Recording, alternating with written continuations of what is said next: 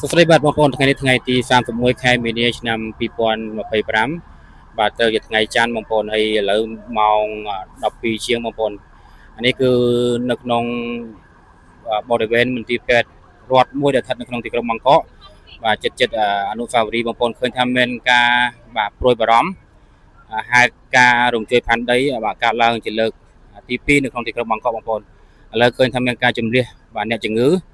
ចេញពីមន្ទីរពេទ្យហើយឥឡូវហ្នឹងឃើញថាមានឥឡូវហ្នឹងក៏បាទអ្នកគ្រប់គ្រងមន្ទីរពេទ្យបាទឲ្យនៅបាទឲ្យពេទ្យឲ្យនៅឲ្យអ្នកជំងឺបុគ្គលិកធ្វើការក្នុងមន្ទីរពេទ្យហ្នឹងបាទចេញពីអាគារខ្ពស់បាទចុះមកខាងក្រោមទាំងអស់ដើម្បីជៀសវាងបាទអន្តរាយខ្លាចព្រមមានខ្លាចអង្គើមានការអង្គើបាទឧបករណ៍កសាងឧបករណ៍សំណង់នៅខាងលើហ្នឹងបាទអាគារខ្ពស់ដែលខ្ញុំថតឲ្យមើលបងប្អូននៅខាងលើហ្នឹងមានការអង្គើទៅពេលអញ្ចឹងប្រជាជននឹងពេទ្យបុគ្គលិកបាទសុខាភិបាលហ្នឹងគេមានការព្រួយបារម្ភគេមានការខ្លាចអញ្ចឹងគេនាំគ្នាចុះមកក្រោមទាំងអស់បងប្អូន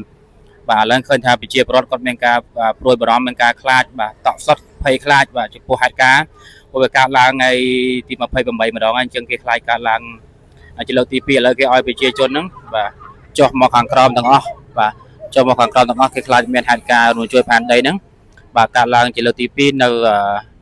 ក្នុងទីក្រុងបាងកកប្រទេសថៃបងប្អូនបាទឥឡូវហ្នឹងឃើញថាប្រជាពលរដ្ឋគាត់កំពុងតែបាទឆ្លេឆ្លាបាទចុះមកខាងក្រោមហើយបាទព្រោះទាំងពេទ្យទាំងបុគ្គលិកសុខាភិបាលទាំងអ្នកជំងឺទាំងអ្នកកំដរបងប្អូនហ្វាច់ញាតិអ្នកជំងឺគឺគាត់ចុះមកខាងក្រោមអស់លាបងប្អូនបាទឥ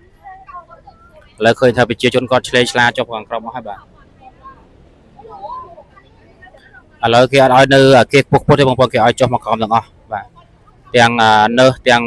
ពេទ្យទាំងបុគ្គលិកបាទធ្វើការនៅក្នុងមន្ទីរពេទ្យហ្នឹងគឺត្រូវចុះមកខាងក្រោមទាំងអស់ឥឡូវគេកំពុងតែជំនះអ្នកជំងឺចុះមកខាងក្រោមពួកគេខ្លាចមានហេតុការណ៍បាទរំជួយផែនដីបាទកើតឡើងជាលើកទី2បងប្អូនបាទហ្នឹងហើយអូខេអរគុណបាទរាយការណ៍របស់ខ្ញុំបាទនីណារ៉ាបាទពីទីក្រុងបាងកកប្រទេសថៃថ្ងៃទី31បាទថ្ងៃច័ន្ទទី31ខែ